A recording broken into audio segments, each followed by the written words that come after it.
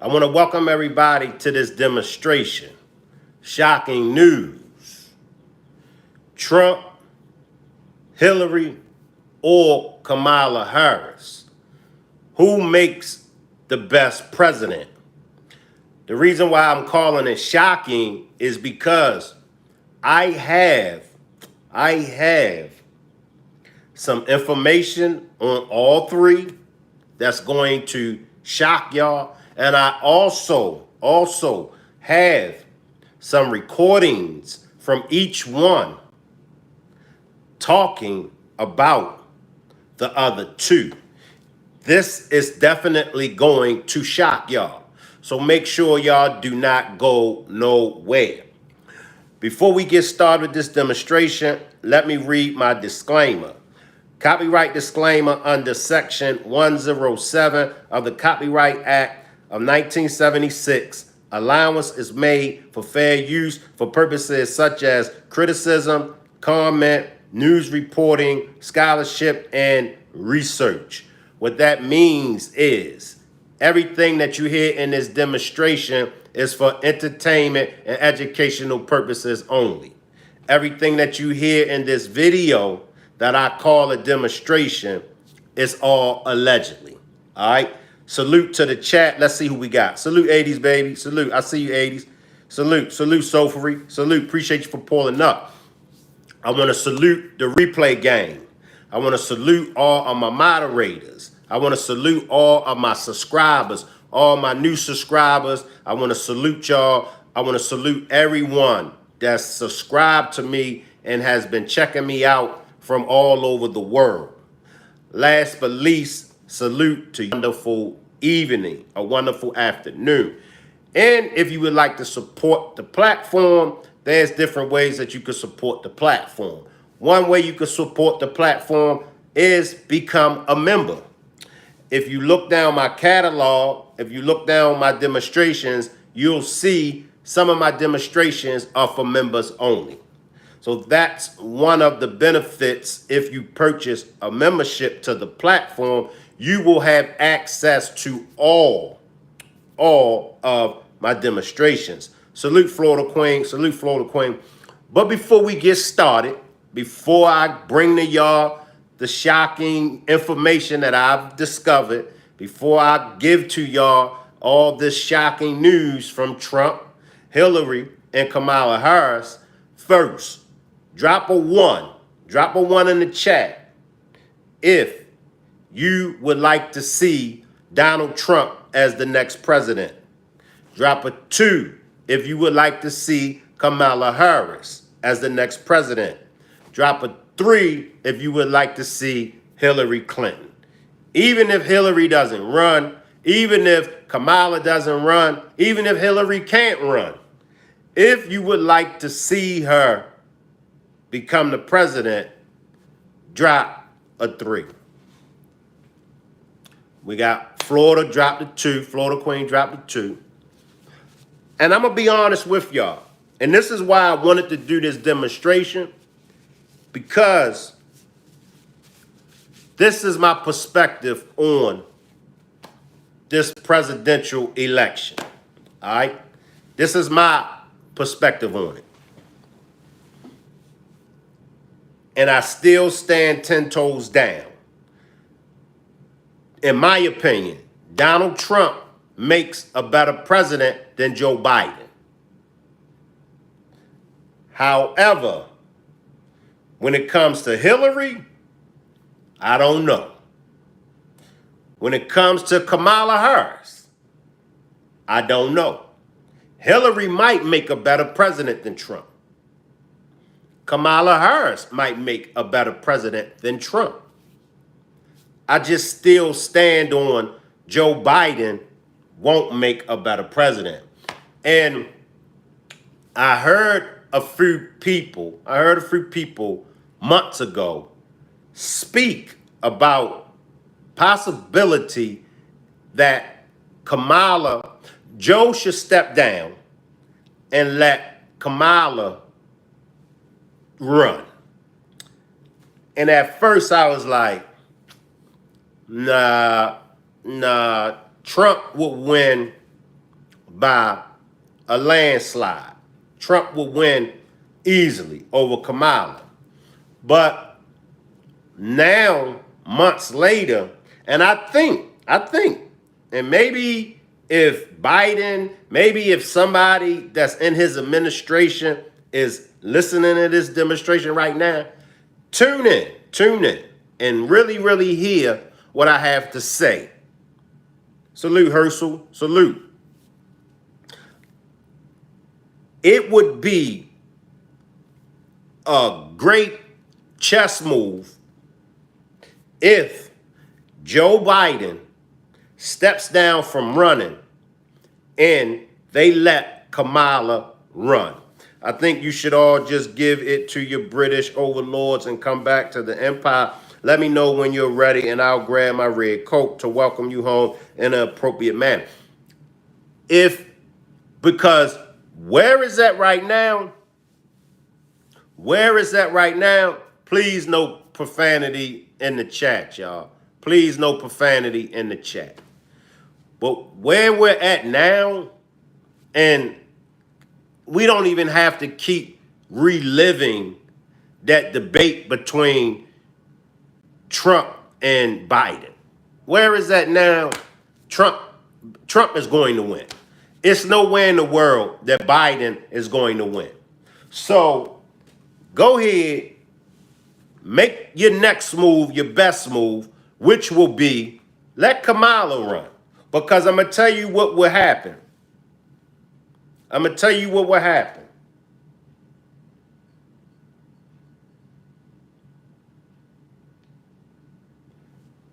She would get the most votes because, I mean, as much as I say that I'm going to vote for Trump, if somebody else's run, like a Kamala, I might change my mind. Salute Abdul. Abdul says, Shank, you in these politics, you might as well run. I'm trying to run. I'm trying to run for president. I'm trying to run. Sure.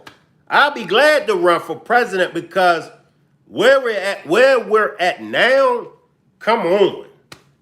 So, but I got some information. I got some shocking information to reveal to y'all. Y'all just bear with me. Y'all bear with me. And when I got the information, I was like, wow. I wonder, do the masses of people understand this? I wonder.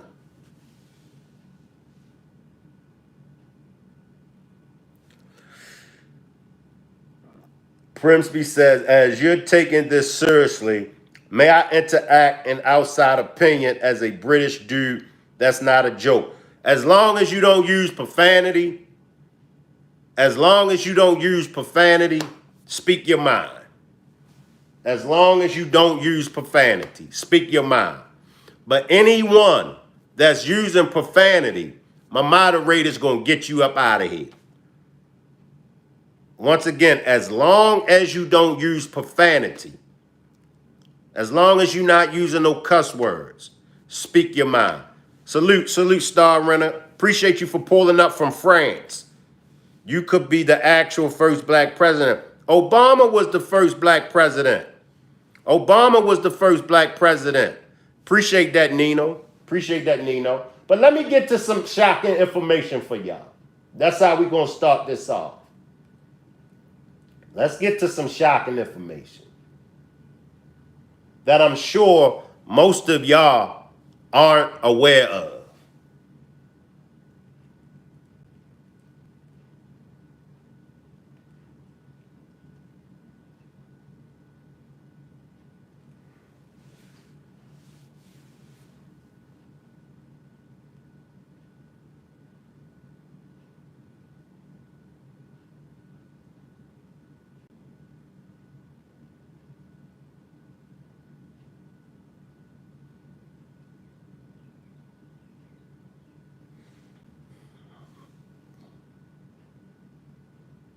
Make sure y'all support the platform. Salute Positive Vibes.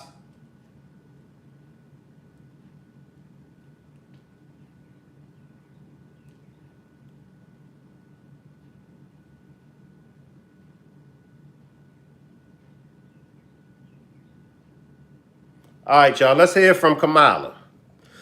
Prisby said, okay, so unfortunately, I believe you're in the same position as when it was Trump versus Hillary. Unfortunately, Trump is the lesser of two evils. He's a great businessman, kinda, and can work wonders for you. Salute, Coolin. Appreciate you for pulling up, Coolin. Salute, Coolin. Appreciate you for pulling up. Let's check out Kamala, y'all. Let's come back. And I want y'all to pay close attention to what she's about to say.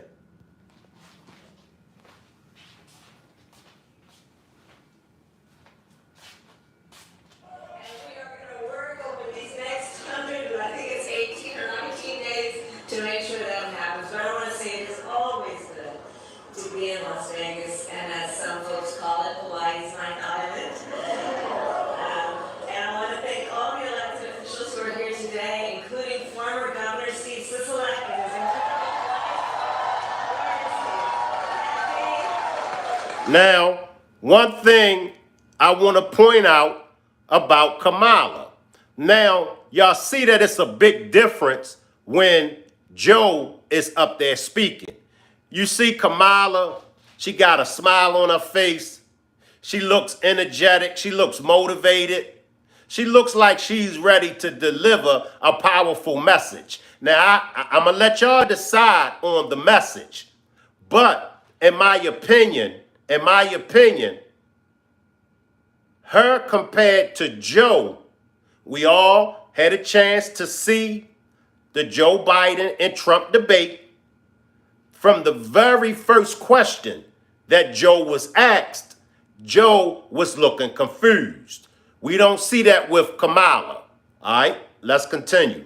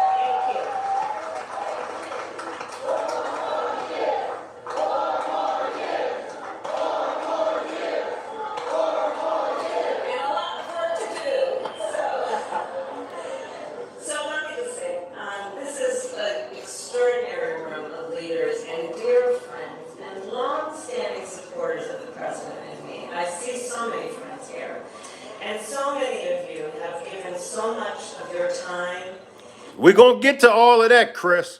We're going to get to all of that, Chris. All right? But salute, Chris. Salute, speak the truth. We're going to get to it, but let's just listen to it. And your leadership to fight for the promise of America and everything we stand for. And I thank you for that. And on behalf of our president, I thank you for that.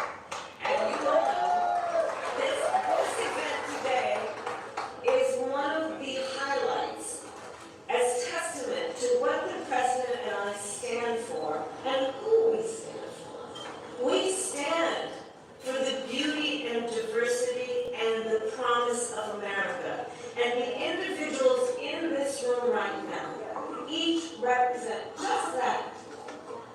You know, many of you know my mother arrived in the United States from India when she was just 19 years old. And she and my father met while they were active in the civil rights movement. In fact, when I was young, my parents would take me to the marches in a stroller. I was in the stroller, of course. My mother had two goals in her life: to raise her two daughters, my sister Maya and me, and to end breast cancer. She was a breast cancer researcher. And I'll tell you, my mother never asked anyone's permission to pursue her dreams. Never asked. You know, my mother, who was all of 5 feet tall, but if you met her, you would have thought she was 10 feet tall. One thing that I will say about Kamala, she does have a story to tell. And believe it or not, she sounds more convincing than Joe. I mean, let's just keep it 100. Politics is really a pile of tricks. So she got what it takes to pull the wool over the people's eyes. This is what I'm saying compared to Joe. Now, if you listen to Joe from the very beginning of Joe's conversation, you pretty much, he ain't selling you nothing. You a fool if you allow Joe to sell you anything. However, Kamala, she seems like she got her ish together. She does have a story to tell. These politicians win while U.S. citizens lose. Well, that's a fact. We all know that. And it is because of her character and strength and determination that within one generation, I stand before you as Vice President of the United States.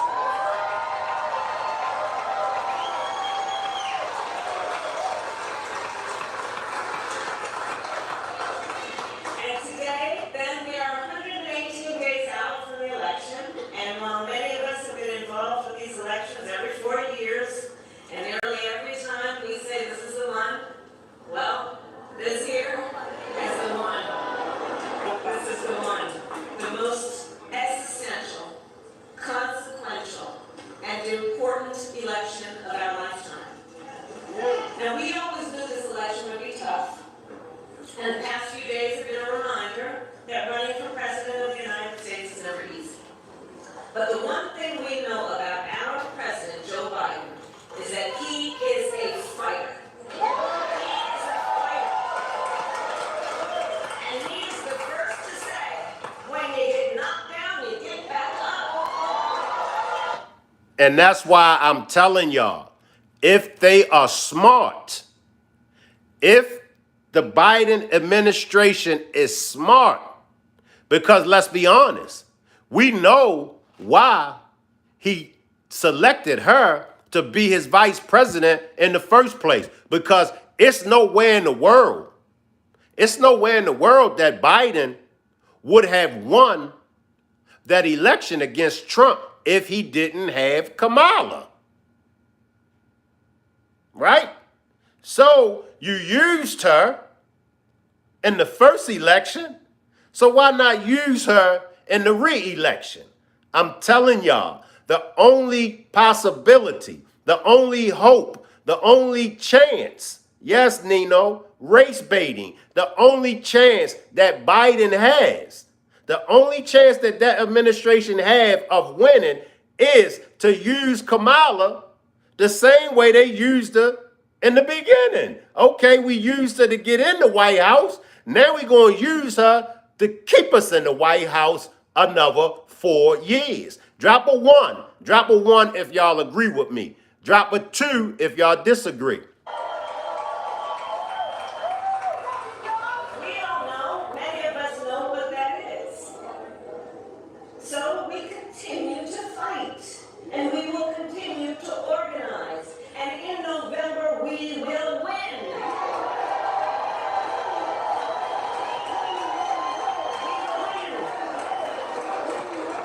We know what hard work looks like. We like hard work. Hard work is good work. So Las Vegas, in all of our work, President Biden and I have been guided by fundamental belief. We work for you, the American people. Not the special interests, not billionaires or big corporations, you. And in this election, there can be no doubt who you can count on to fight for you when it counts. Just look at, for example, the issue of health care and affordable health care. When he was in the White House, Donald Trump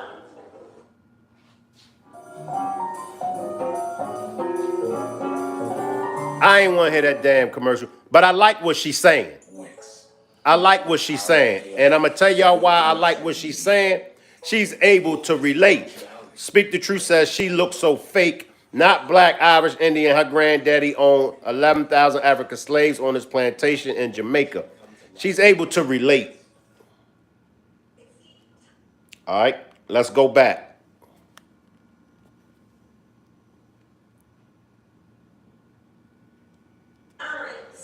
to end the Affordable Care Act and trying to take health care from millions of Americans with pre-existing conditions. Remember those days? President Joe Biden and I, on the other hand, have defended the Affordable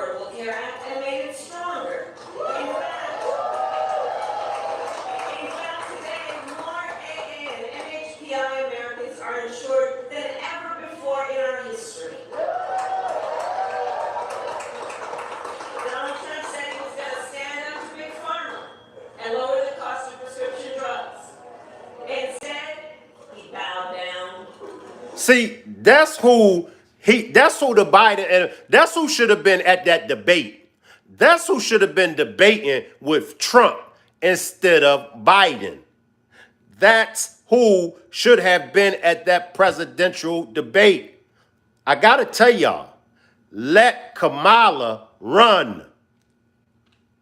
On the other hand, we took on Big Pharma, and with the knowledge that, for example, South Asians are twice as likely to have diabetes, we capped the cost of insulin for seniors at $35 a month.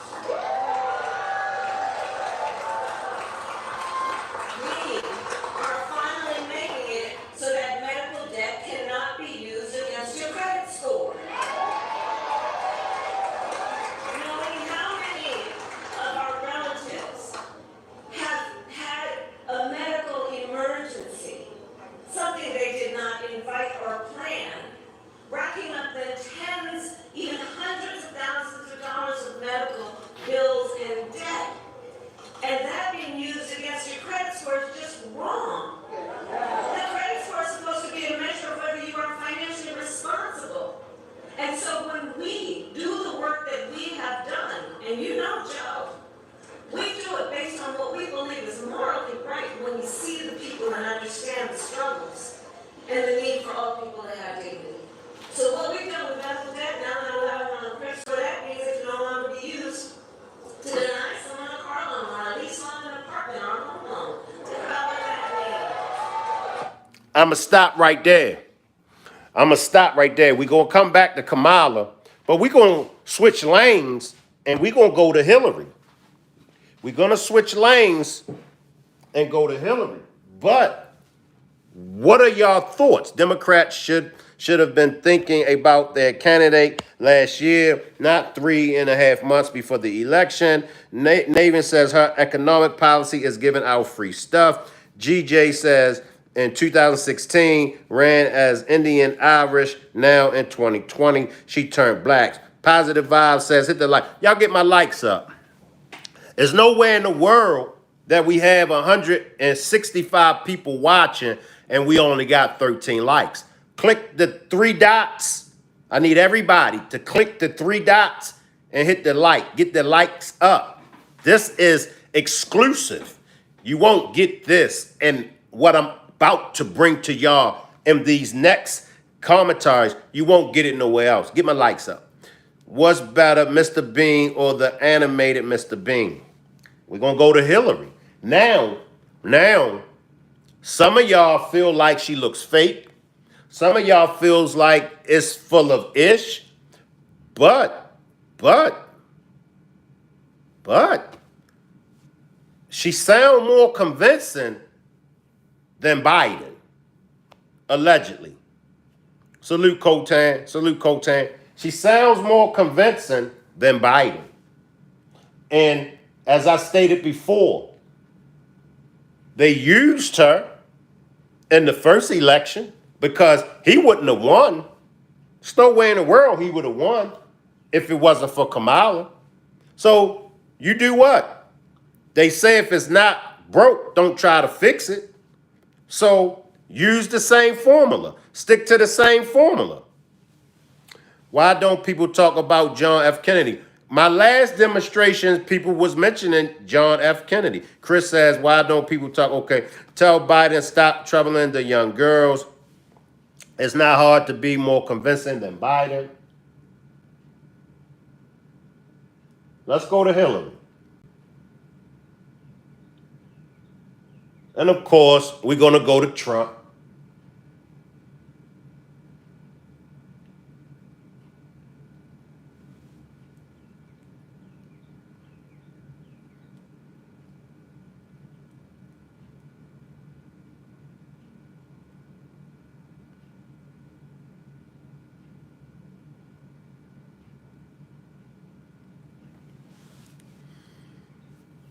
JFK would be a Republican today.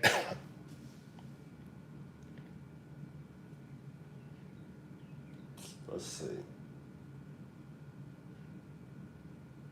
Nah, I don't want that. Nah, I don't want that. Nah. I want something. No, I don't want that.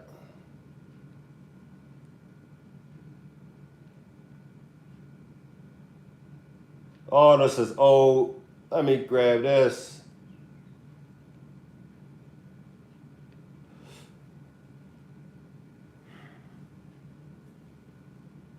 Let's see what they're saying first.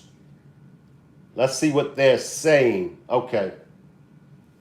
Y'all let me know what y'all think. Let's go to Hillary and the thoughts about Hillary. Let's go to Hillary.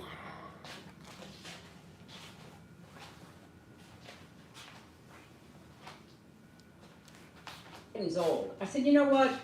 Joe Biden is old. Let's go ahead and accept the reality. President Joe Biden is resisting calls by many in his party to step aside. So Hillary said he's old. I mean, she got one thing right so far. What y'all think? Let me backtrack it. What do y'all think? She said he's old. She didn't lie about that. He's old. I said, you know what?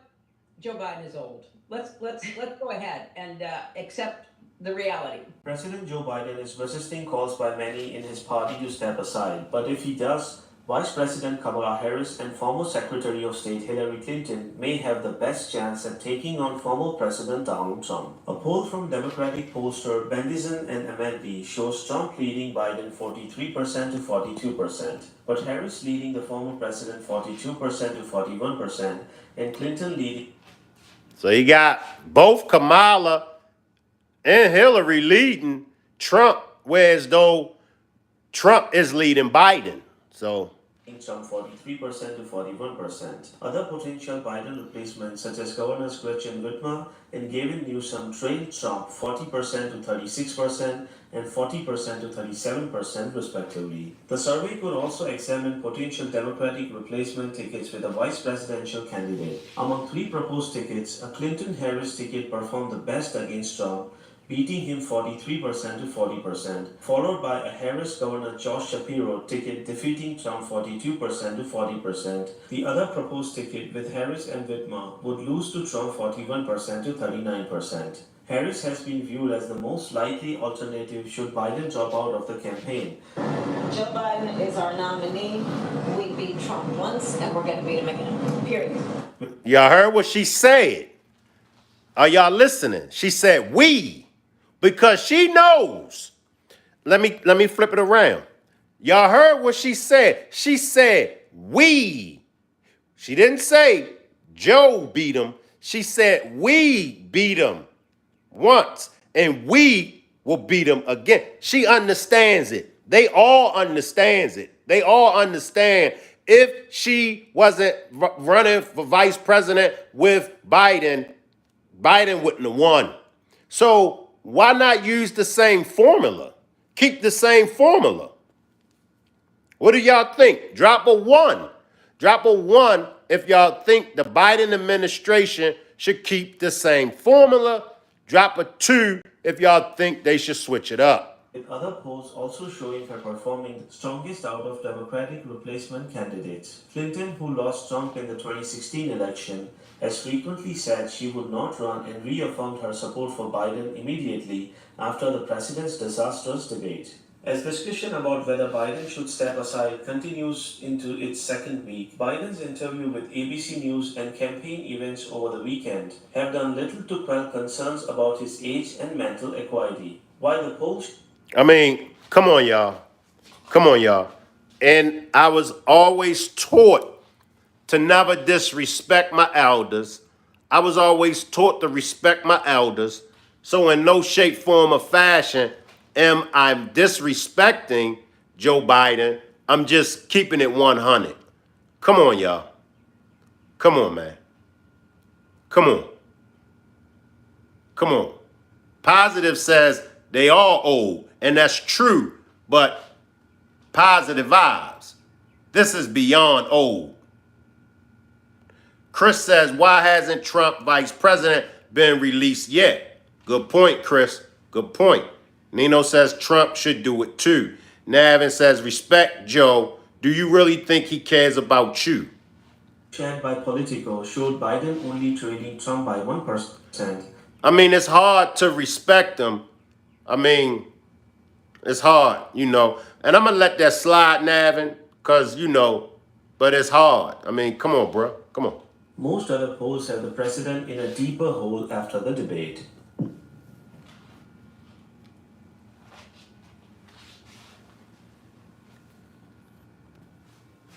What are y'all thoughts? What are y'all thoughts? I say, let Kamala run. Let Kamala run for president and let Hillary be the vice president. Navin says truth is hard sometimes. Well, if you want to debate, we can debate, you know.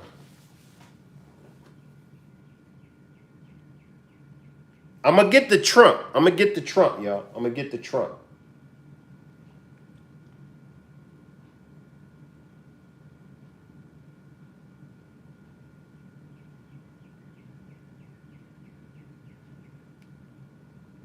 Okay, let's go to this. Let's go to this.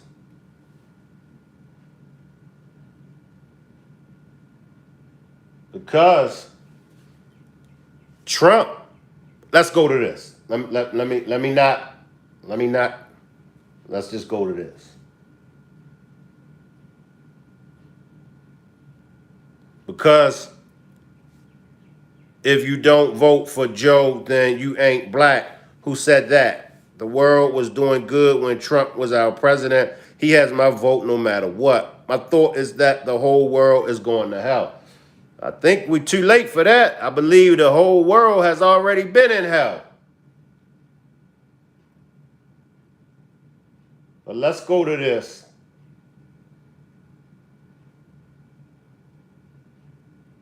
Let's go to this. Let's go to this. Then I'm going to come back and give my commentary.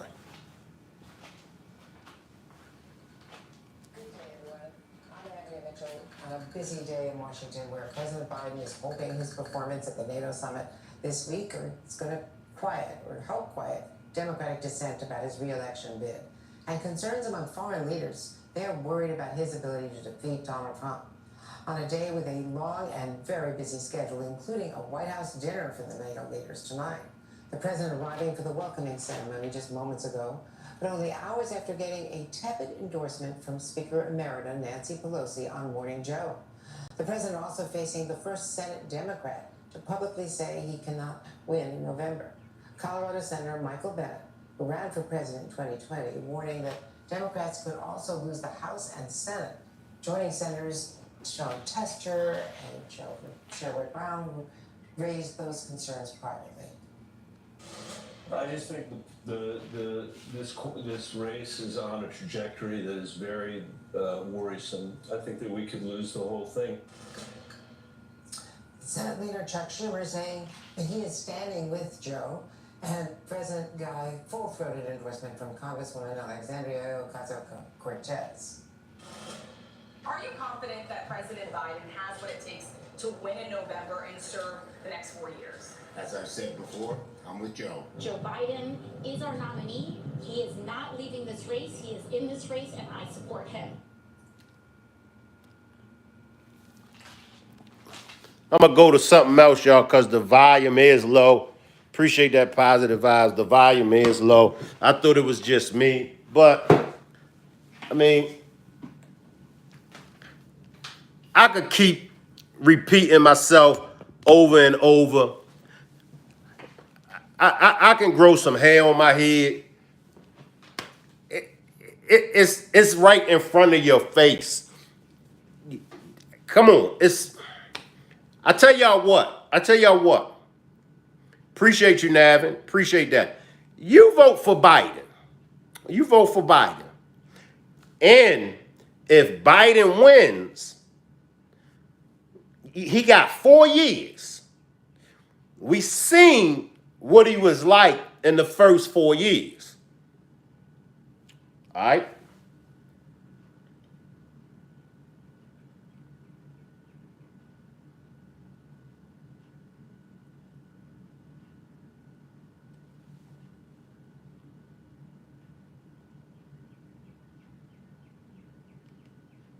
All right.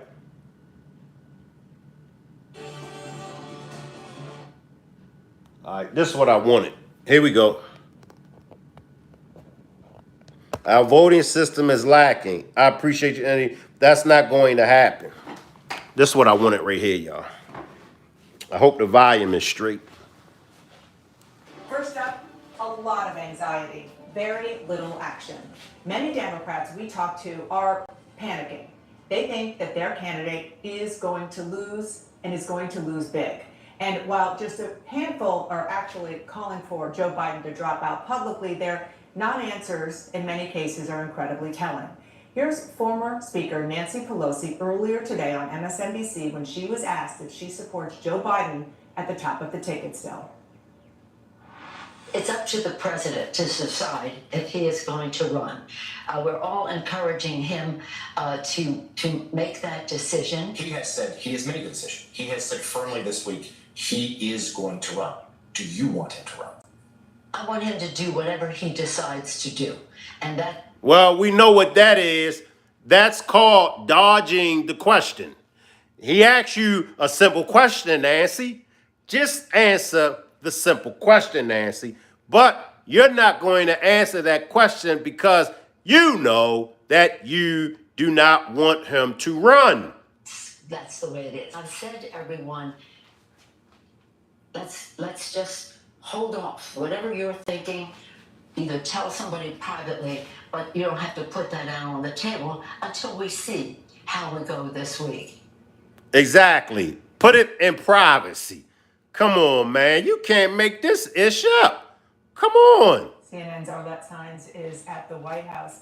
How's the White House and the Biden campaign more specifically reacting to not only what we just heard from the former House Speaker, but still other pretty influential people who are talking out, not just in public, but we know to the White House in private?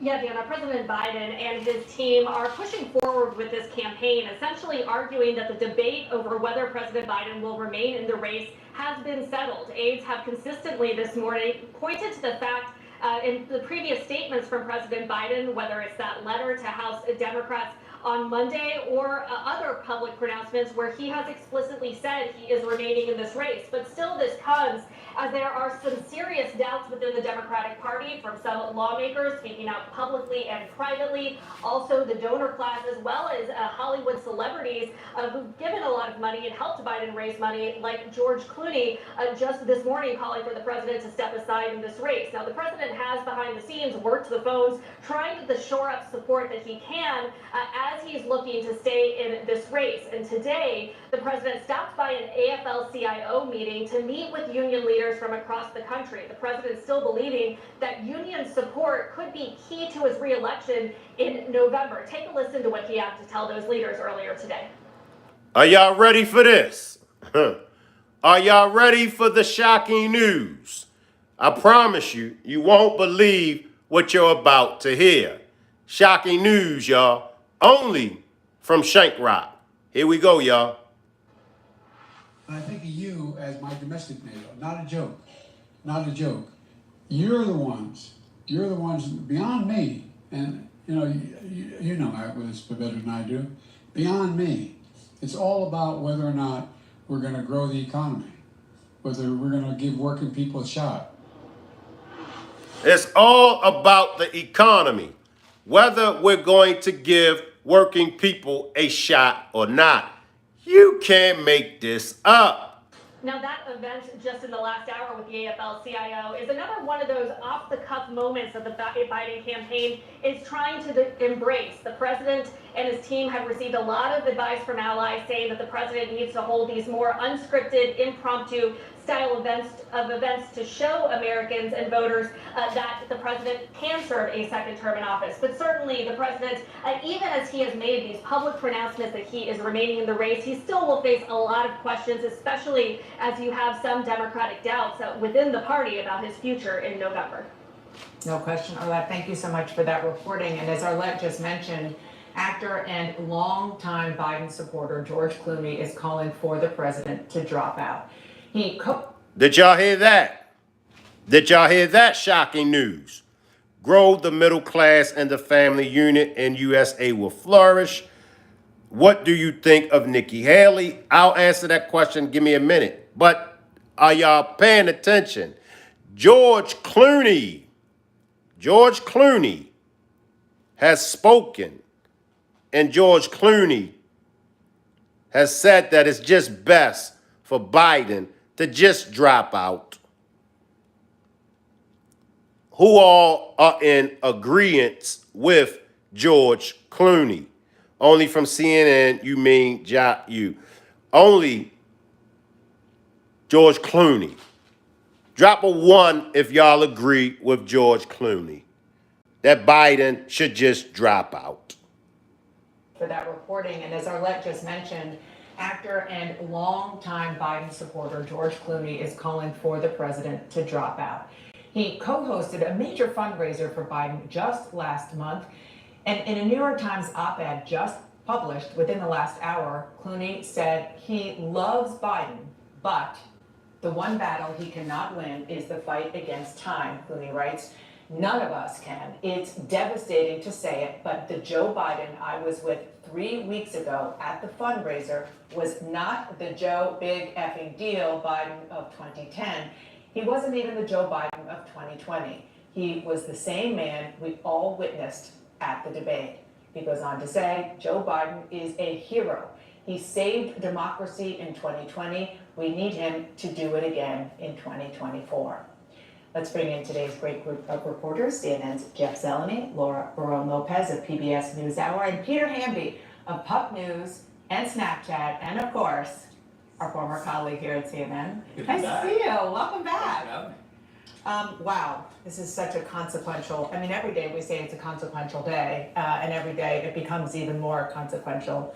I just want to start with the Nancy Pelosi comments, because I feel like I'm kind of fluent in Pelosi, and we all are. I've covered her for more than 2 decades, and she is so incredibly deliberative with the things that she says. The Sunday after the debate, she came on State of the Union with me, and she was gung-ho. Everybody, she didn't say get in line, but that was effectively the message, and she was trying to make the arguments for Joe Biden's candidacy for him. So different today, Jeff Zeleny. It's different today. Just when you thought the doors seemed to be closing to the idea that the questions were being put to rest, that the wagons were circled, she intentionally reopened them and bought some more time on the other side of the argument, saying let's wait until this week passes. And even since she said that a few hours ago, a lot has changed. The George Clooney op-ed is not just a celebrity writing something from the cheap seats. He loves Joe Biden. He was with him recently. He's been a longtime supporter and admirer of him. So this is more than someone from afar. This is almost from within. But Pelosi, clearly making the calculation that it's his decision to make, leaving it still in his court, but raising the specter of can he win, and urging people to not talk publicly, as Senator Michael Bennet did and others, but really reopening the conversation again, almost as if to say, President Biden, you have one more chance, you have a few more days to make this your decision before it's someone else's. So it was extraordinary as you sort of looked at every single word in those sentences. So she, let me just say, as we continue this conversation, she released a statement just moments ago saying that she fully supports whatever President Biden decides to do. We must turn our attention to why this race is so important. Donald Trump would be a disaster for our country and our democracy. Yeah, but if y'all know that Trump will be devastating to us, if y'all know, quote unquote, allegedly that the American people will be in trouble if Trump becomes the president, then won't y'all do something about it? Won't y'all take Biden by the hand and say, listen, you need to drop out. Don't ask him how he's feeling. Don't ask him any more questions. If you are in his circle, if you are in his administration, if you really are his true friend, you would do like George Clooney and you would just let Biden know, hey, bruh, check this out. I understand how you feel. And yes, you are a fighter. But as the reporter said, time is not working in your favor. It's best for you to sit this out because if you run, Trump is going to beat you. Who can't see that? Who can't understand that? If Biden runs, Trump is going to win. Again, the door is not closed there. It's not close, but she's saying whatever he decides to do, even though the president and the campaign have made very clear he's not going anywhere, he's in this race. So from their view, this is said and done. She's saying, no, it's not said and done. And former Speaker Pelosi doesn't say anything by accident, having covered her also a pretty long time. And this is her essentially saying, even though this week was seen, a lot of Democrats told me they saw this week as the week they hoped that things would wrap up, that they hoped that one way or the other they would be able to solve this issue. That's not going to happen. And she even said, let's hold off and we can have this conversation after NATO, after our allies leave. And she's also essentially giving room. I got texts from lawmakers saying that she's giving room to vulnerable lawmakers, those frontliners, to say, okay, maybe I can come out. So before coming on, and as you come in here, Peter, I was talking to a frontliner and who was saying this is the apex for the Biden campaign, saying it is only going to get worse from here. Not because he's going to have another debate performance like that, but because the Republicans haven't even started to use what's in their arsenal. They Salute biggest, salute biggest. Let me let this play out, y'all. Let me let this play out. barely started to talk about it. They haven't spent barely a dime on it, except maybe Kari Lake. And that is going to come, and it's going to come hard, not just at the president, but everybody down ballot. That's right, and also in paid media, which the Trump campaign and their allies haven't ramped that up as much as they're going to. I talked to a senior Trump person today and asked him specifically, where have you guys been? Because obviously we've all been talking about how disciplined the Trump campaign has been in the last 10 days, and this person just said, we're letting him roast. Like, we don't need to do anything. Facts. It's like, that's when you know that it's bad. That's when you know that you lost. And if y'all remember the debate, y'all remember it seemed like Trump was feeling sorry for Biden. Because we all know the Trump. We know that Trump being Trump could have had his way with Biden in that debate. But as you could see, his squad, his team, it's like they haven't even begun. And like my man was saying when he talked to one of the members on his team, he was like, we're just going to let him self-destruct. Salute JB, salute JB. The best president is someone smart and educated who actually don't want the position but need to take it for the people. So it's like now they're playing chess. And all my chess players know Trump is about to checkmate Biden. So he don't have to flex his muscles. He don't. In chess, especially when you know your opponent is weak, yeah, your opponent gonna put up a fight. But when you know you got your opponent and you know ain't nothing that your opponent can do, you just ease up and you just let your opponent self-destruct. You wait for your opponent to crumble on its own. I tell people all the time, when you got an op or when you beefing with somebody or you got an enemy and they might say things about you and they might do things, salute Mel, they might do things to hinder you and they might say things about you, all you got to do is remain calm and collect. All you got to do is defeat them in your mind. You don't got to put hands on them. You don't even have to make a move. The battle is won first in the mind. So he crushing them. I mean, look, let's go back, y'all.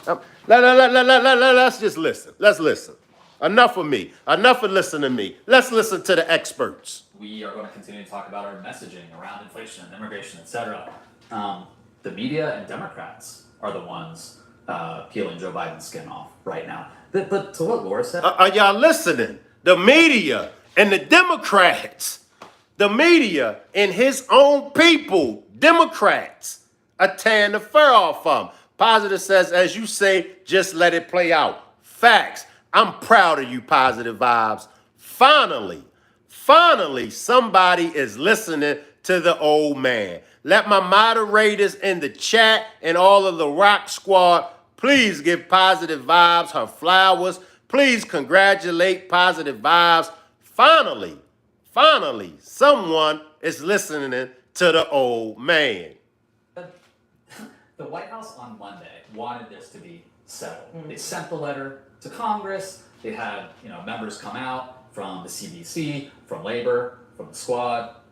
I'm not sure they're on the level here, but they said this is settled. That was always silly. It was always obtuse. And for people like us who have covered many campaigns, it was frankly offensive because we all know after the debate, it was going to take 10 to 12 days before the polling to set in. And that's what Pelosi is hearing from her members. That's what Michael Benton is hearing. That's why Sherrod Brown in Ohio is coming out and not voicing support for the president. Anyone thinking that this was going to be settled before we saw more internal polling and public polling showing possibly a Trump landslide in the Electoral College.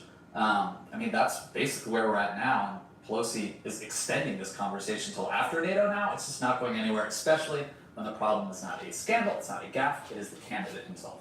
And on that, Richie Torres, Democrat from New York, sent a tweet out talking about the fact that there's a conversation that needs to be had. He said to me in a quote, if we are going on a political suicide mission, then we should at least be honest about it. And that is at this moment in time where most of the Democrats are. Most of them are not saying, step aside, Mr. President, it's time. Most of them are saying, don't tell us to back down. Don't tell us that we're bedwetters. This is so critical. We have to have these public conversations. Actually, let me just reframe that. Many of them are saying it's better to have them in private, but they have to have the conversations and the intra-party debate. And it's been... And that's facts. I see you, Brian. Brian says, since they think they should be a girl, they go to the girl's bathroom. But Trump thinks that they should still go to the boys or the opposite. That's facts. That's facts. My mom says that people that feel like they should have different body if they were born as a boy and they think they should be the girl. Facts. I don't think Trump's a good person. He went to jail before. Sort of Trumpian in the minds of a lot of Democrats, how the White House has tried to sort of force this into being. There's no doubt that the White House has done, as we sit here on Wednesday at lunchtime in the East, they've done a good job in terms of showing progress, winning this war that he can stay in. The question is, what kind of a race is he staying in for? As this has all been going on in Washington, as the president has been winning the CDC support and the Congressional Hispanic Caucus support, the battleground has gotten wider.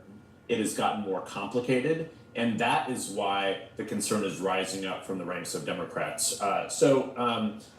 We look at our map, it has changed already, and before the debate, quite frankly, the former president was he had some advantages in these states.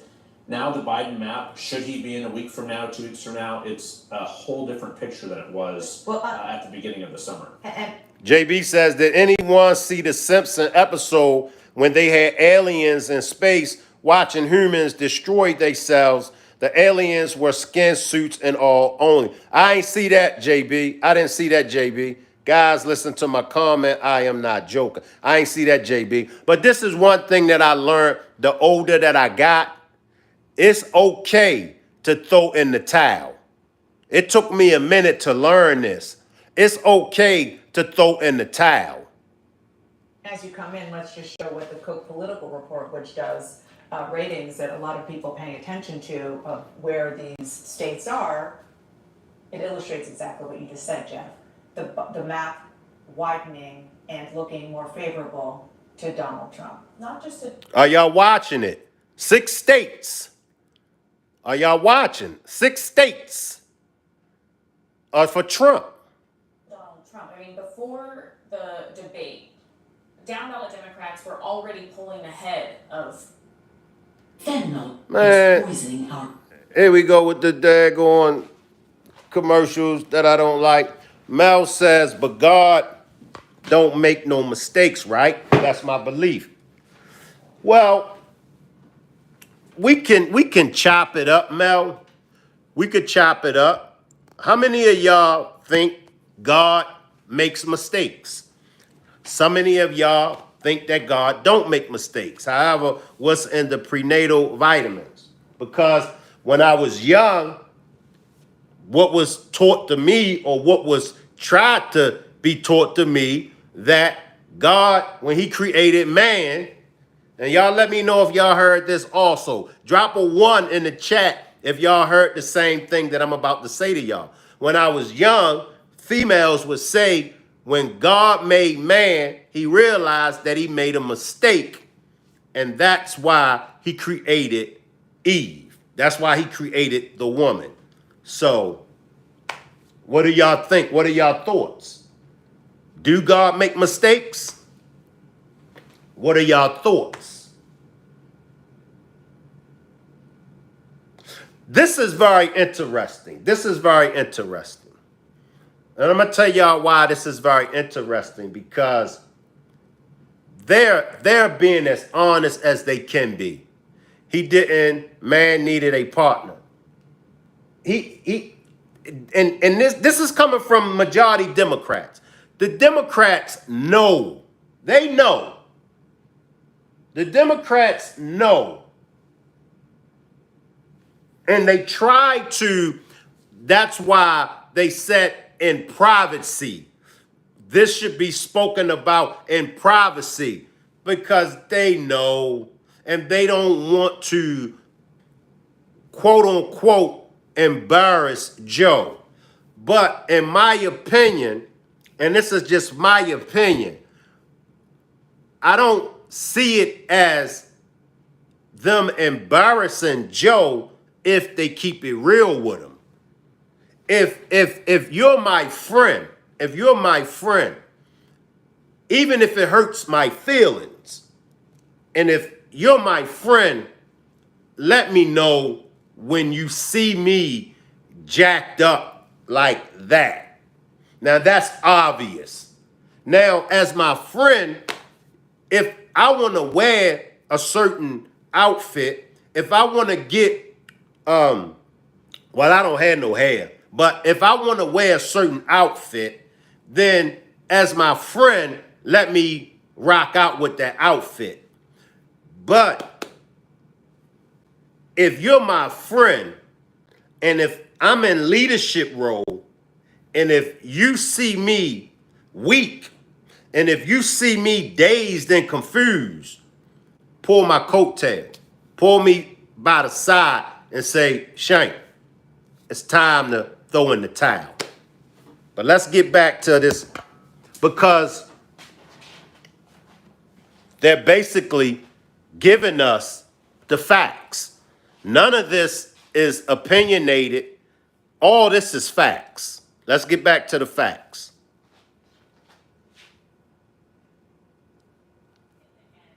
they were running on his record, and they liked running on his record. Since the debate now, they're very concerned that it's not just the presidency that they could lose. They're concerned that they could lose the House and the Senate. The Senate was So they're concerned that not only losing the presidency, they could lose the House and the Senate. Now, where are all my political people at?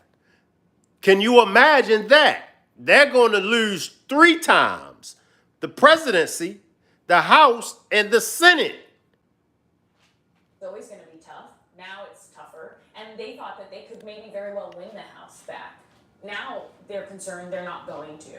And so that's what I'm hearing from a lot of the campaign staffers on those vulnerable districts. They're worried about what this means for them, especially as Democrats are also still trying to make the argument that they're deadly concerned about democracy being at stake. And so if they're so concerned, why have so few of them come out publicly about Joe Biden? Go ahead. I was going to say, I mean, I mentioned naivete earlier. Some Democrats I talked to after the debate were talking about the idea of ticket splitters, maybe, and holding out some hope.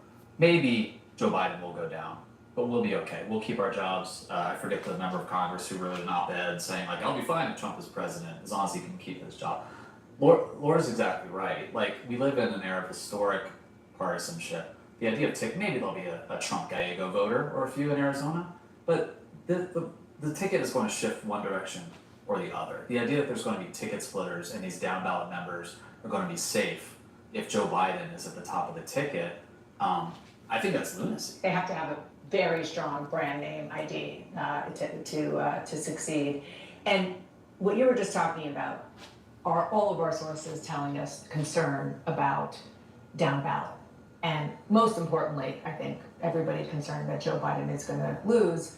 I was told that yesterday that was expressed by not only Michael Bennet, but also Sherrod Brown and John Tester, two of the most vulnerable Senate Democrats, expressed in a private lunch to their colleagues. Michael Bennet went on with Caitlin Collins last night and went public with his concerns about Democrats across the board. Are y'all ready for this? This is some shocking news for you. Are y'all ready for this? Once again, shocking news. Who brings shocking news better than Shankrock? Salute Suntan, salute Suntan. Muggsy B says, well, it was good under Trump and it's a ish show now. We don't use profanity in the chat, Muggsy. We don't use profanity in the chat, Muggsy. But you're absolutely right, Muggsy. You're absolutely right, Muggsy. Salute Suntan. Y'all ready for some more shocking news? Here we go.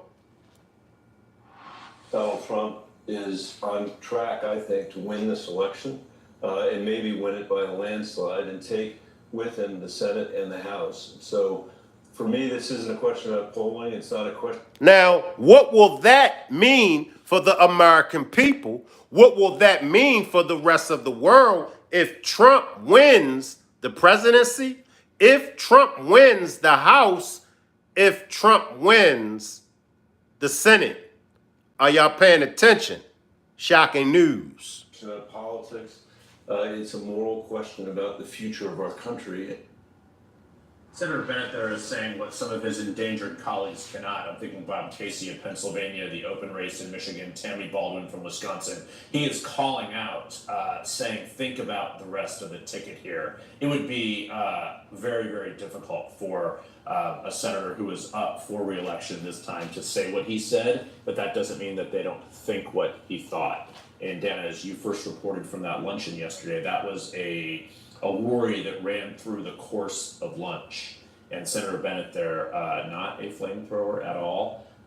His words carry significant weight inside his caucus. I was going to say that Mikey Sherrill, House, flipped that seat in 2018.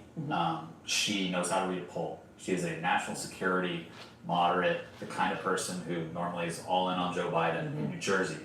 She's coming out and saying that. And again, maybe not reading a poll. And Sherrod Brown also jumped out at me too, not just because he's in Dakota State. He is Joe Biden's coalition. Yeah. Older black voters, labor, suburbs. On that note, I think you might have called this Pat Ryan, a moderate Democrat from New York, according to the New York Times, just came out and said explicitly that he believes that Joe Biden should step aside and not be the party's nominee. I mean, what else is it going to take? These are legal experts. These are senators. These are people in Congress. What is it going to take? Now, when you listen to Kamala, now, when I play Kamala, you don't hear nobody making mentioning as far as Kamala shouldn't run. You hear people encouraging her. You hear people wanting Kamala to run. my opinion, they got a better shot if Kamala runs. I may change my mind because as of now, I'm voting for Trump. It's a no-brainer. If it comes down to Trump and Biden, I'm voting for Trump. Y'all can call me all the Uncle Toms. Y'all can call me all the Sambos. Y'all can call me all the sellouts. Y'all can say whatever it is y'all want to say about the old man. You talk about the old man anyway. So you can call me what you want to call me. But if don't nobody else run against Trump but Biden, I'm voting for Biden. Joe says, I hope they throw Kamala Harris at us to split the vote. You're going to have to. You're going to have to. And in my opinion, I still think that Trump would make a better president than Kamala. But however, if she's running, you could really, you could work with it and be like, I don't know. Maybe Kamala would make a better president than Trump. Salute Tommy. I see y'all, Joe. Salute. Oh yeah, they have to. Why would anyone vote for Biden? I mean, it's facts. Trump thrive or Biden starve Trump. I mean, so if Kamala is running, now my mind is thinking, and I'm like, I don't know. I don't know. But Biden, it just keeps coming back. I'm not voting for Biden. And it's nothing that no one can say to convince me to vote for him. Nothing. See, and I'm going to go to Kamala because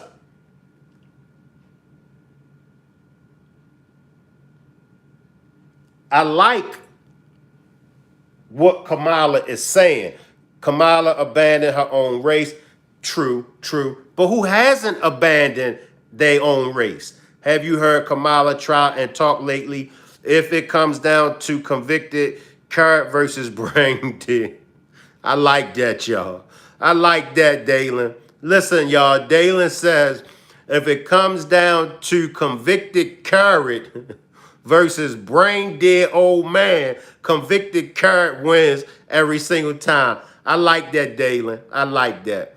Nadine, salute. Do not vote for her. Nadine says she's in, right? Kangaroo says Joe is not running. But let for those that just pulled up, let's check out Kamala. Let's check out Kamala, all right? Nadine says the world needs Trump. Let's check out Kamala. For those that just pulled up. Joe running, dude can't even walk.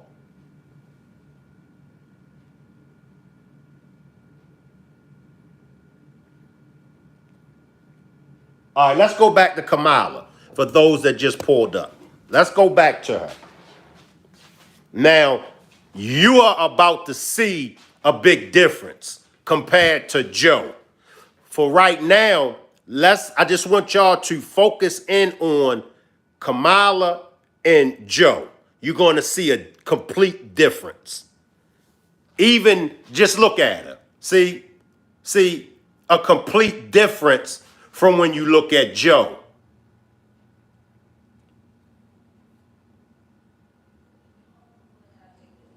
So what we've done with medical debt, now not allowing credit for that means it can no longer be used to deny someone a car loan or at least someone an apartment or a home loan. Think about what that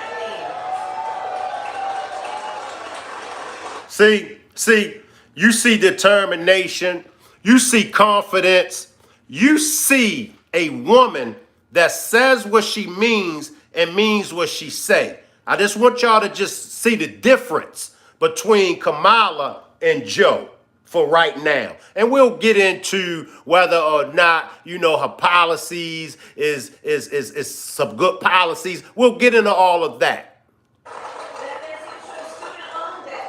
When he was in the White House, Donald Trump tried to What do y'all think about that? Drop a 1 if y'all agree with her. She says when Trump was in office, let me backtrack it. Listen. That there's issues of student loan debt. When he was in the White House, Donald Trump tried to end student loan forgiveness for our public servants. What do y'all think? Do y'all agree with her? Did Trump try to end the student loan forgiveness? Drop a 1 if you agree with her. Drop a 2 if you disagree. Including teachers. Bird Dog says pay close attention to her neck. Are y'all paying attention to her neck? Pay close attention to her neck. Appreciate that, Bird Dog. Kamala lost her cackle hum. Chris says, how come she ain't been helping Joe fix this country already then? That's a good point. That's a good point, Chris.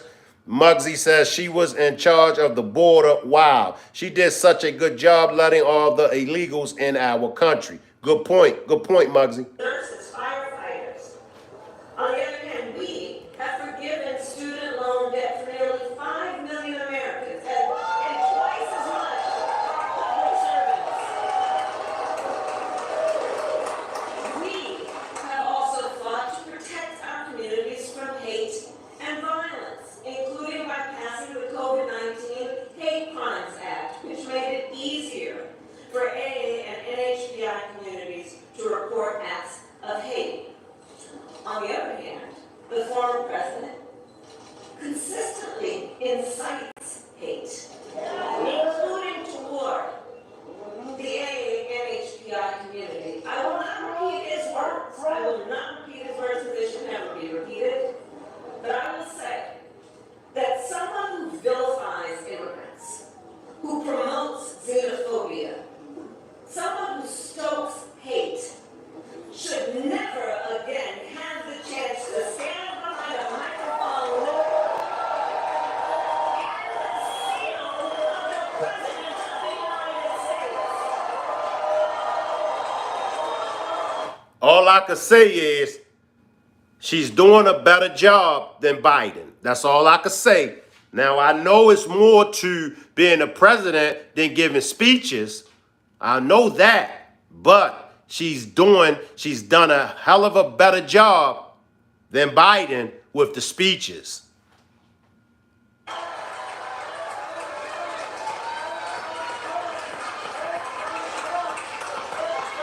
There is so much at stake in this moment, including, sadly, that there are some issues that require, I think, a lot more attention from the press. And there are some issues that sadly and most recently have not been covered to the extent that they should, commensurate with the seriousness of the matter. That most recently, the Supreme Court of the United States basically told this individual who has been convicted of fraud. Are y'all listening? Are y'all listening? Let me backtrack. She get ready to go in on them. Are y'all listening? Extent that they should, commensurate with the seriousness of the matter. That most recently, the Supreme Court of the United States basically told this individual who has been convicted of fraud that going forward he will be immune for activity we know he is prepared to engage in if he gets back into the White House. She got a point, y'all. She got a point. Drop a 1. Drop a 1 if y'all think she got a point. Drop a 2 if y'all think she don't have a point. This is not 2016 and 2020 when you think about what that fact means in this upcoming election. Consider, Donald Trump has openly vowed, if reelected, that he'll be a dictator on day one. That he will weaponize the Department of Justice against his political enemies. Round up peaceful protesters and throw them out of our country.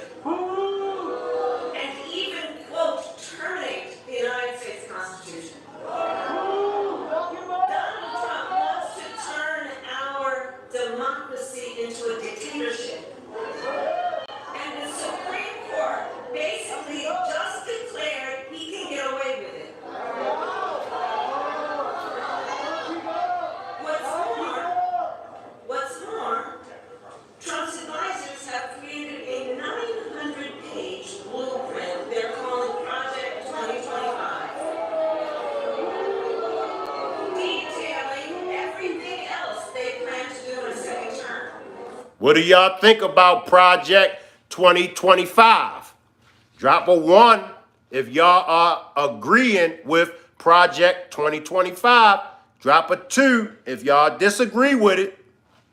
And see, this is why I'm saying they're going to have to let her run against Trump because at least she's putting up a fight. I'll give her that much. I won't take from her. She's putting up a fight. Whereas though when we look at Joe, Trump don't even want to fight. That's how you know that Biden is doing poorly because Trump don't even want to fight back. It's like he don't want to fight back. It's no need for him to fight back against Biden because he knows that Biden is self-destructing. However, Kamala, this is a fight. I still believe Trump will win, but then again, who knows? I want to see Kamala run against Trump. I want to see some competitiveness. I don't want it to just be, there you go, 50-50. I just don't want it to be Trump up against Biden. It's a no-brainer, man. Including a plan to cut Social Security, to repeal our $35 cap on insulin, to eliminate the Department of Education, and end programs like Head Start. And Project 2025 outlines a plan to limit access to contraception and for a nationwide abortion ban, with or without an act of Congress. If implemented, this plan would be the latest attack in Donald Trump's full-on assault on reproductive freedom. And remember, then President Donald Trump handpicked 3 members of the United States Supreme Court because he intended for them to undo the protections of Roe v. Wade. And as he intended, they did. Now over 20 states have the Trump abortion ban. Many with no exceptions, even for rape and incest. See, once again, y'all, and I'm glad that I've done this demonstration because I like what I see when I look at Kamala. Do I agree with everything? No, I don't agree with everything from Trump. I don't agree with everything, but I'm looking for this president. I'm looking for this election. I'm looking for it to be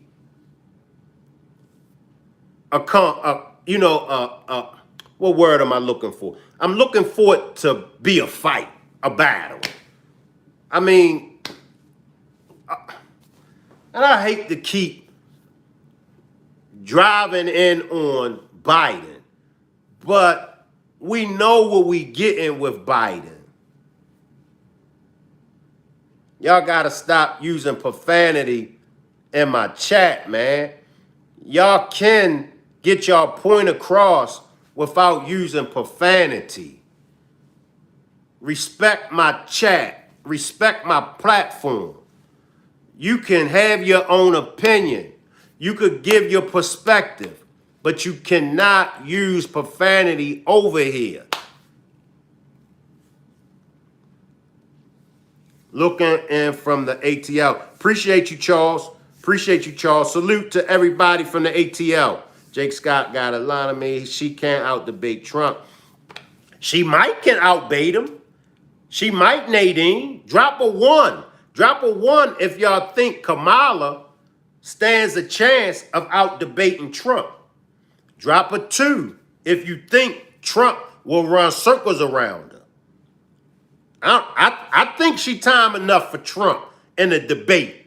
Because I'm going to tell you now, I'm going to tell y'all, when it comes to women, and I'm not even going to just put it on black women, I'm going to put it on women, period. When it comes to women, especially if that woman knows what she's talking about, a woman that knows what she's talking about, regardless of race, regardless of age, a woman that knows what she's talking about, that woman will give any man a run for his money. I'm keeping it 100. Shout out to all the women. Shout out to all the women out there that knows what they talking about. That's the problem. She does not.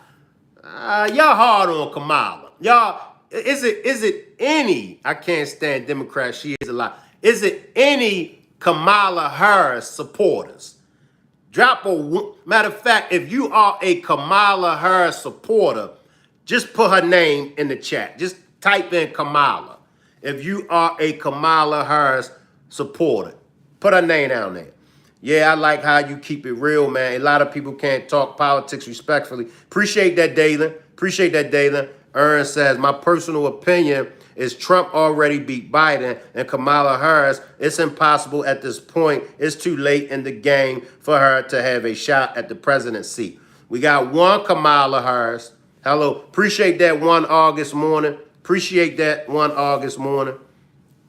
We got one Kamala. What have you seen in the last 4 years that makes any sense? Her cackle is gone. Tiffany says, I would love to be, but it's just fear mongering. You saw that video. What do y'all think about Hillary Clinton?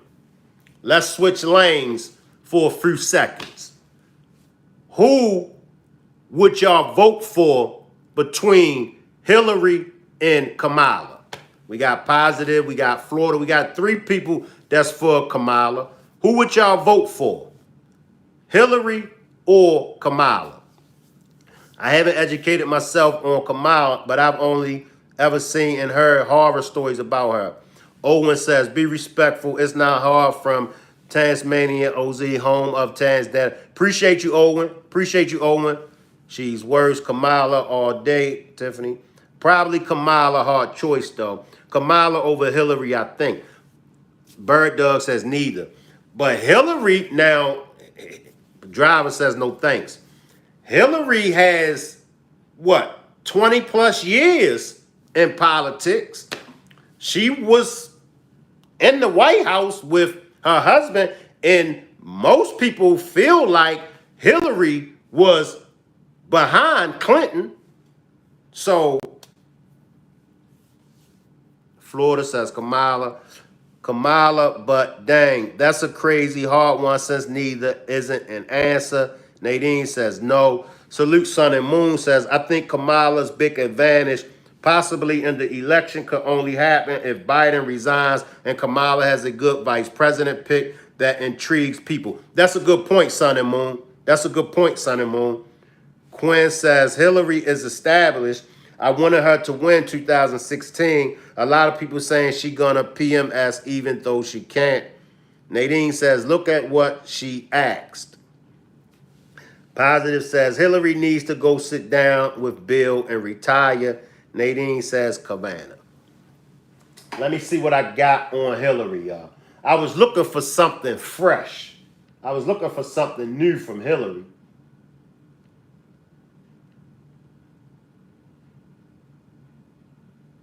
Let's see.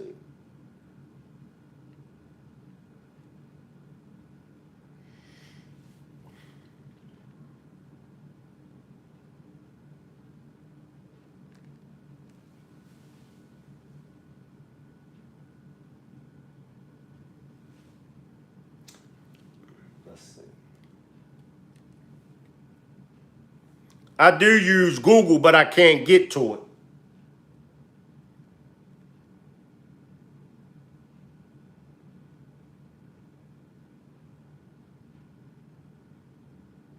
I got something on Hillary, y'all. Let's see.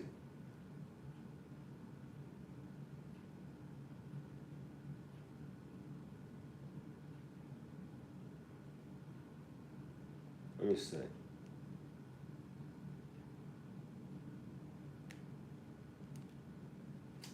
I might have to grab something old from Hillary, y'all. Bear with me.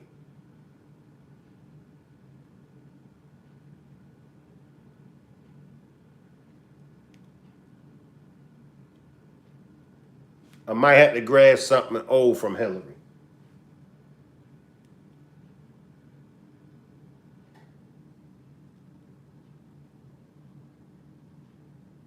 All right, this is an old one from Hillary, but let's see what she had to say, y'all. This is something old from Hillary. This ain't new.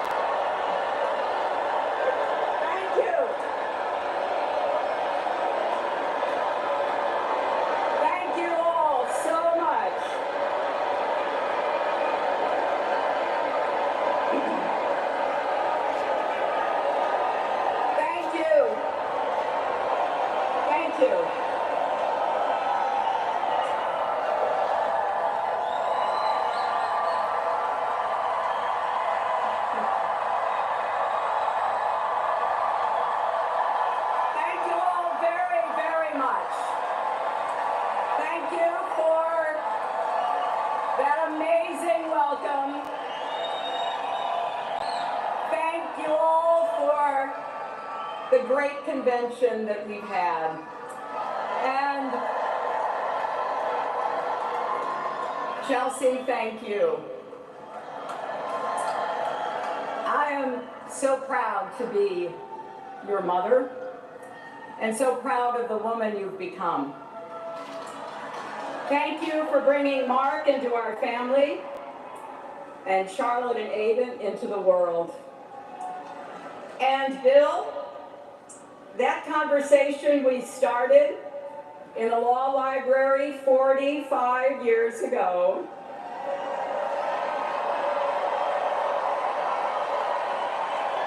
What was so bad, before I go any further, what was so bad about Hillary Clinton? She was a good wife. She was a good mother. But what was so bad about Hillary Clinton? It is still going strong.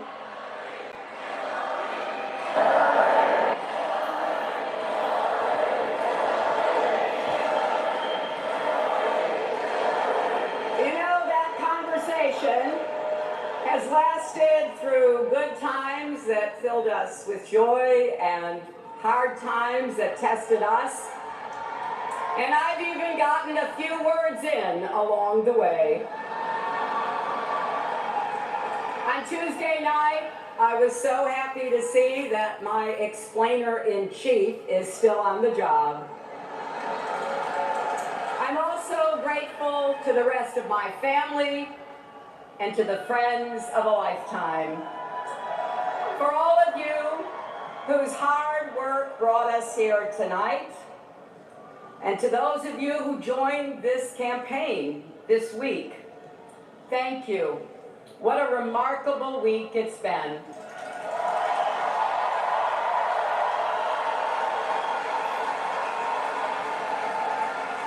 We heard the man from hope, Bill Clinton, and the man of hope, Barack Obama.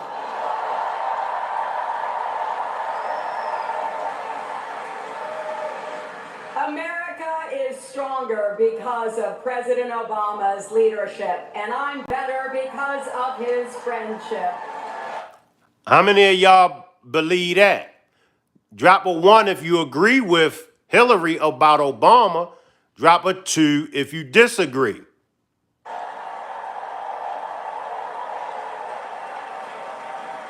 We heard from our terrific Vice President, the one and only Joe Biden.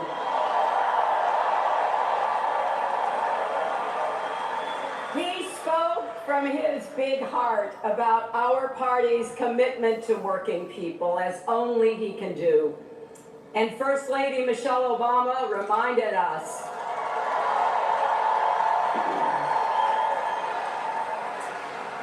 that our children are watching. And the president we elect is going to be their president too. And for those of you out there who are just getting to know Tim Kaine,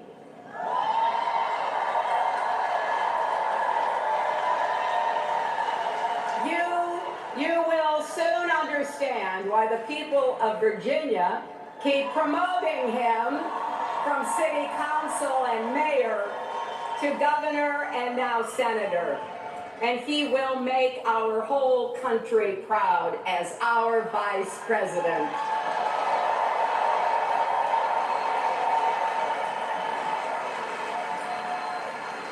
And I want to thank Bernie Sanders.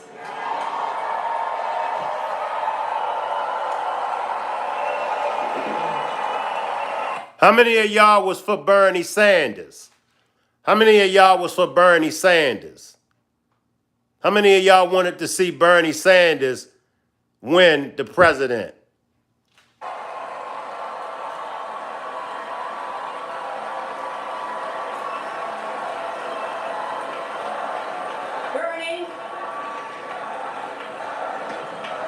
Bernie, your campaign inspired millions of Americans, particularly the young people who threw their hearts and souls into our primary. You've put economic and social justice issues front and center where they belong.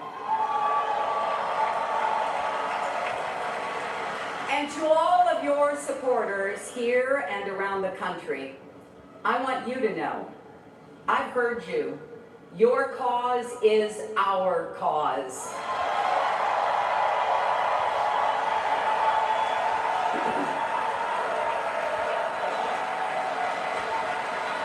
Our country needs your ideas, energy, and passion. That is the only way we can turn our progressive platform into real change for America.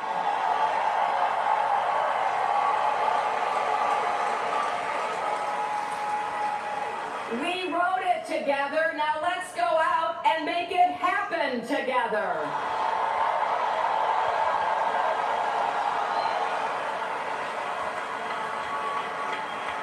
My friends, we've come to Philadelphia, the birthplace of our nation, because what happened in this city 240 years ago still has something to teach us today. We all know the story, but we usually focus on how it turned out, and not enough on how close that story came to never being written at all.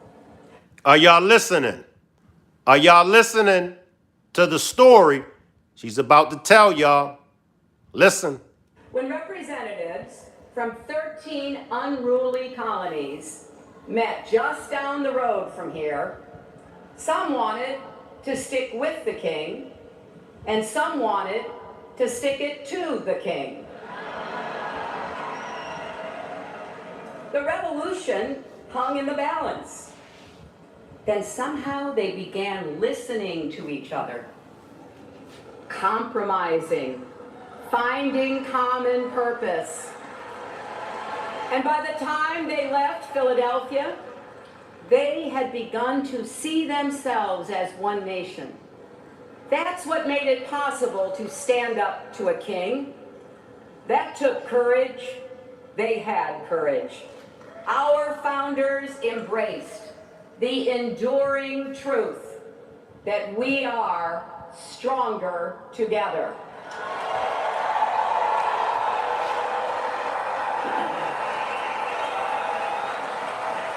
Let me say this. I like her. I like what she's saying. I like Kamala. I like Hillary. I like what both of them are saying. They know their ish. Now America is once again at a moment of reckoning.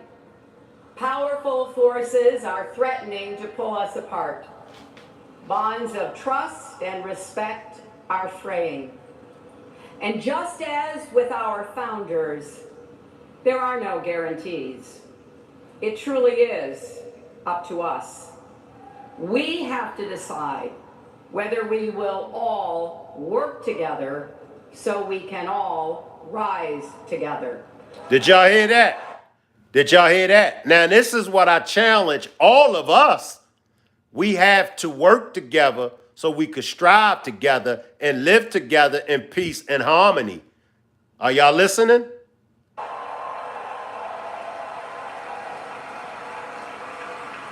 Our country's motto is E pluribus unum.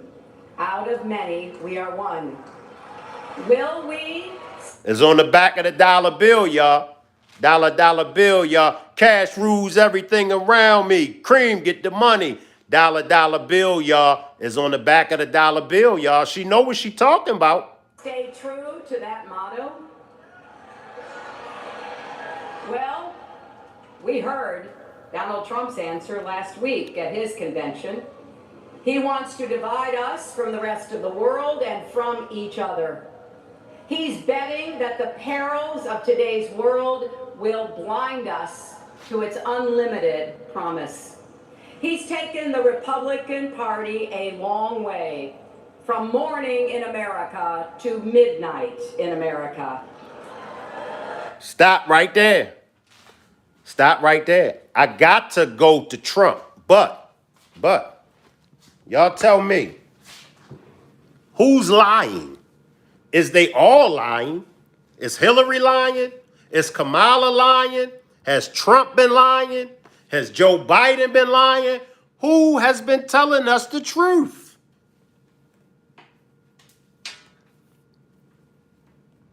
I'm going to go to Trump. I'm going to go to Trump. It's only rightfully. And I'm not going to hold y'all that much longer. Bear with me. Who's telling the truth?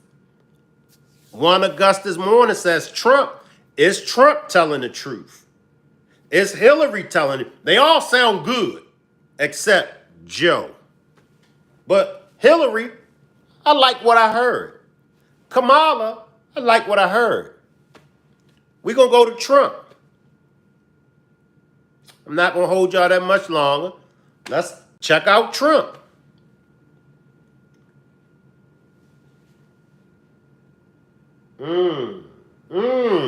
It's an old one, though.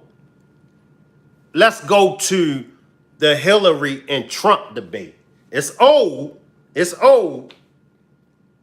but maybe we missed something. Salute, Uncle Charles. I see you, Uncle Charles. Salute. Appreciate you for pulling up, Uncle Charles. Let's go to the old debate. There you go, y'all. Trump a fool. Let's go back. Let's go to the debate. It's an old debate, but maybe we missed something.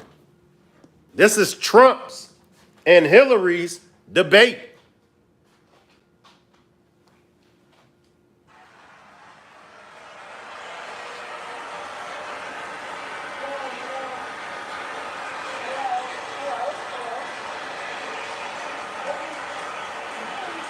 See.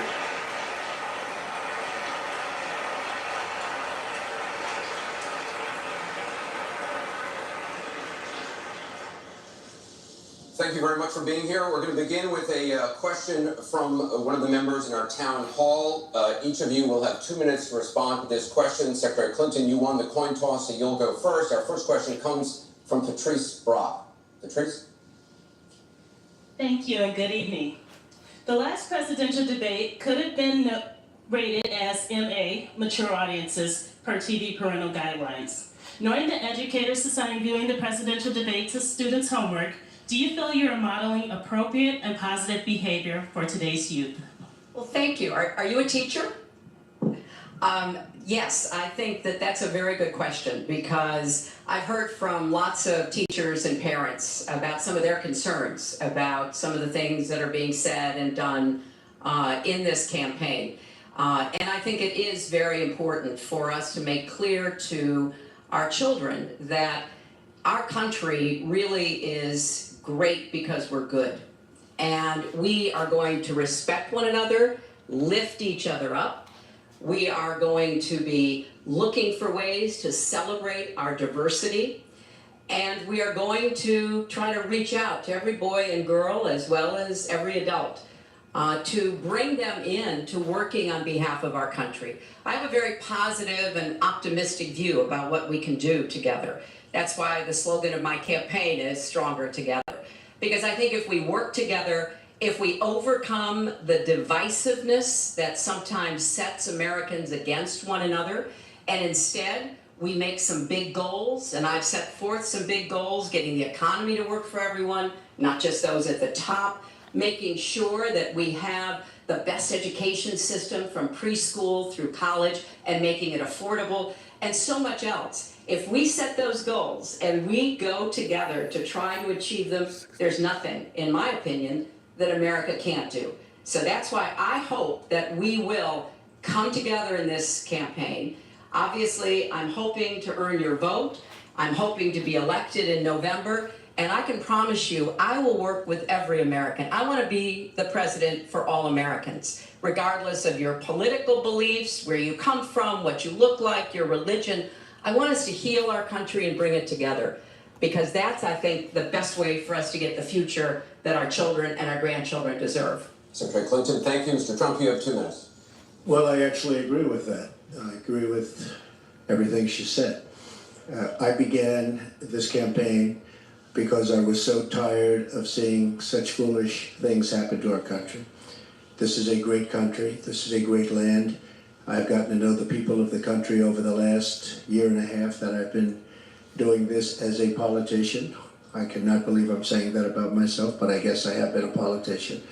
And my whole concept was to make America great again. When I watch the deals being made, when I watch what's happening with some horrible things like Obamacare, where your health insurance and health care is going up by numbers that are astronomical, 68%, 59%, 71%. When I look at the Iran deal and how bad a deal it is for us, it's a one-sided transaction where we're giving back $150 billion to a terrorist state, really the #1 terrorist state. We've made them a strong country from really a very weak country just 3 years ago. When I look at all of the things that I see and all of the potential that our country has, we have such tremendous potential, whether it's in business and trade, where we're doing so badly. Last year we had an almost $800 billion trade deficit. In other words, trading with other countries, we had an $800 billion deficit. It's hard to believe, inconceivable. You say, who's making these deals? We're going to make great trade deals. We're going to have a strong border. We're going to bring back law and order. Just today, a policeman was shot, 2 killed, and this is happening on a weekly basis. We have to bring back respect to law enforcement. At the same time, we have to take care of people on all sides. We need justice. But I want to do things that haven't been done, including fixing and making our inner cities better for the African American citizens that are so great, and for the Latinos, Hispanics. And I look forward to doing it. It's called Make America Great Again. One thing I will say about Trump, y'all, correct me if I'm wrong. I gotta give it to Trump.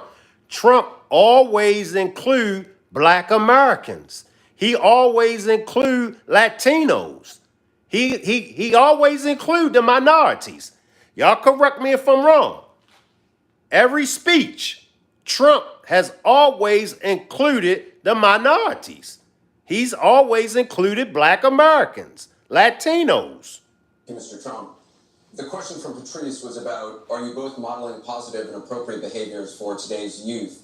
We received a lot of questions online, Mr. Trump, about the tape that was released on Friday. As you can imagine, you called what you said locker room banter. You described kissing women without consent, grabbing their genitals. That is sexual assault. You bragged that you have sexually assaulted women.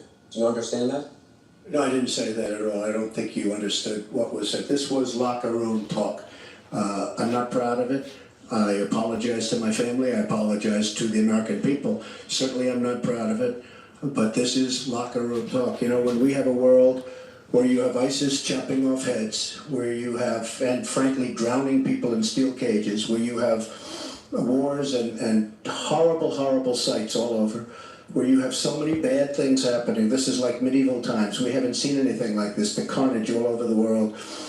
And they look and they see. Can you imagine the people that are frankly doing so well against us with ISIS? And they look at our country and they see what's going on. Yes, I'm very embarrassed by it. I hate it. But it's locker room talk, and it's one of those things. I will knock the hell out of ISIS.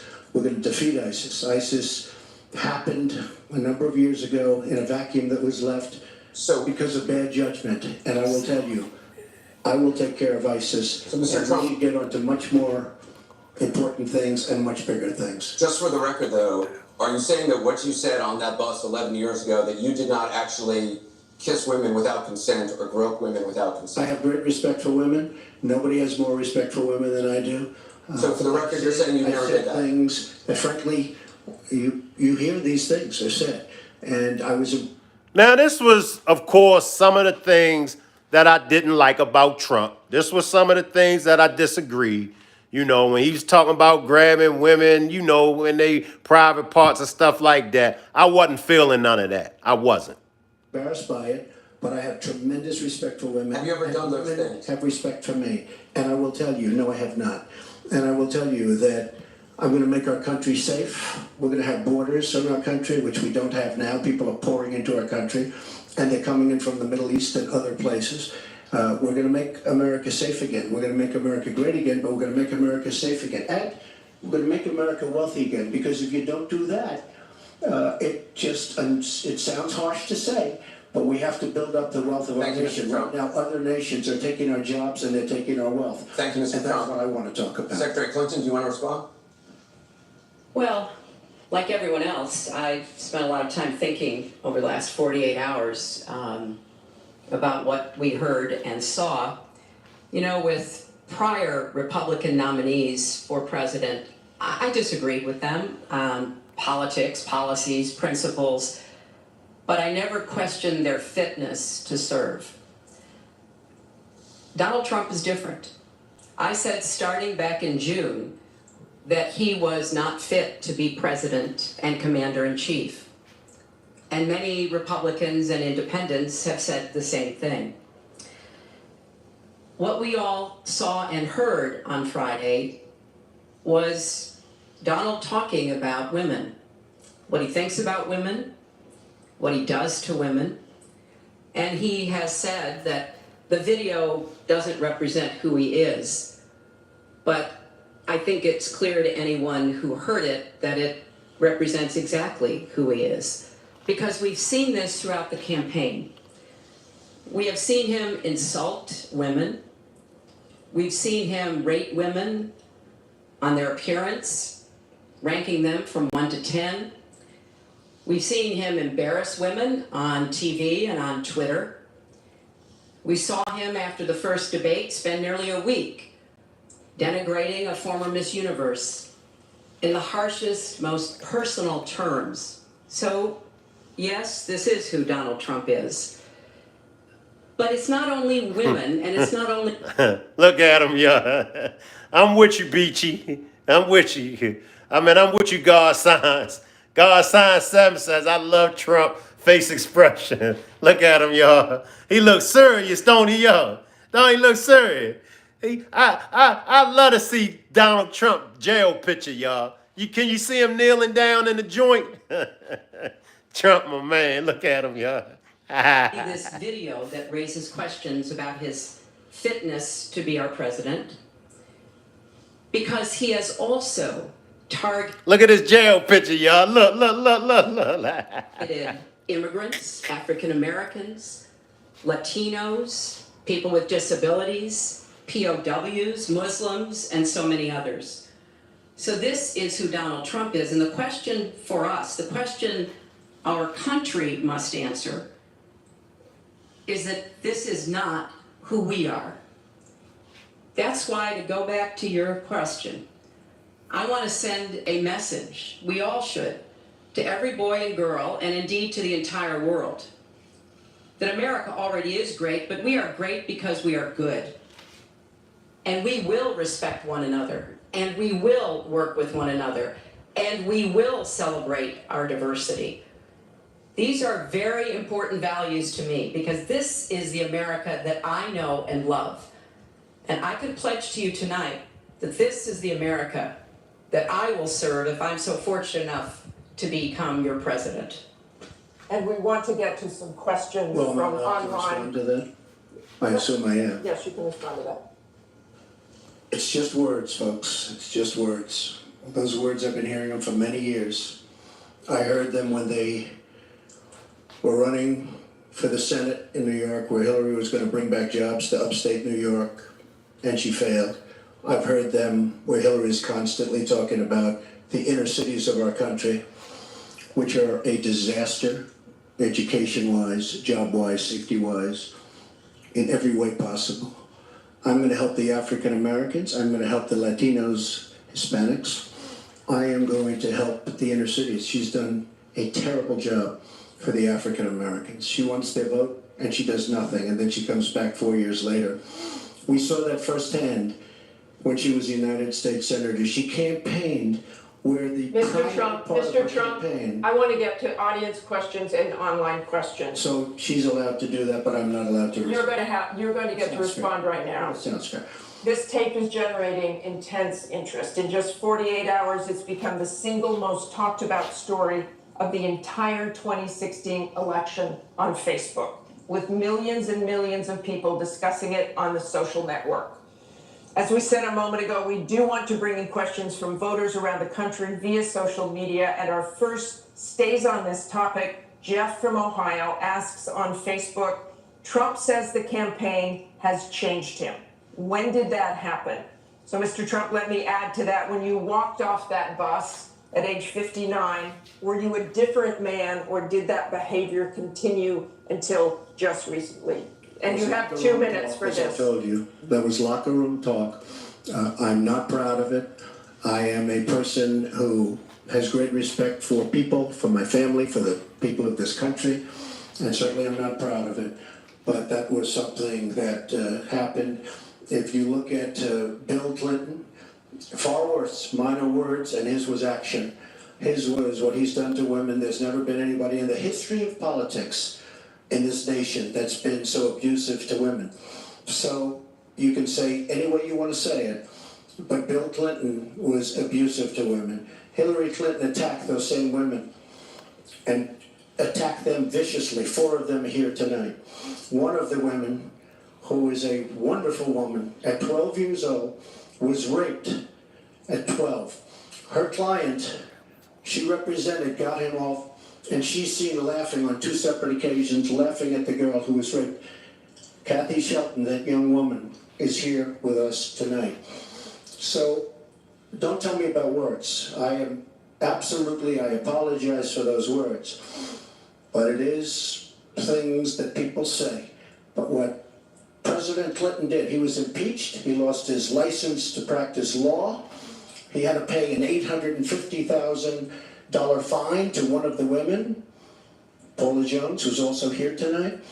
And I will tell you that when Hillary brings up a point like that, and she talks about words that I said 11 years ago, I think it's disgraceful, and I think she should be ashamed of herself, if you want to know the truth. Can we please hold the applause? Secretary Clinton, you have 2 minutes. Well, first, let me start by saying that so much of what he's just said is not right, but he gets to run his campaign any way he chooses. He gets to decide what he wants to talk about. Instead of answering people's questions, talking about our agenda, laying out the plans that we have that we think can make a better life and a better country, that's his choice. When I hear something like that, I am reminded of what my friend Michelle Obama advised us all. When they go low, you go high. And look, if this were just about one video, maybe what he's saying tonight would be understandable. But everyone can draw their own conclusions at this point. about whether or not the man in the video or the man on the stage respects women. But he never apologizes for anything to anyone. He never apologized to Mr. and Mrs. Khan, the Gold Star family, whose son, Captain Khan, died in the line of duty in Iraq, and Donald insulted and attacked them for weeks over their religion. He never apologized to the distinguished federal judge who was born in Indiana. But Donald said he couldn't be trusted to be a judge because his parents were, quote, Mexican. He never apologized to the reporter that he mimicked and mocked on national television and our children were watching. And he never apologized for the racist lie that President Obama was not born in the United States of America. He owes the president an apology. He owes our country an apology. And he needs to take responsibility for his actions and his words.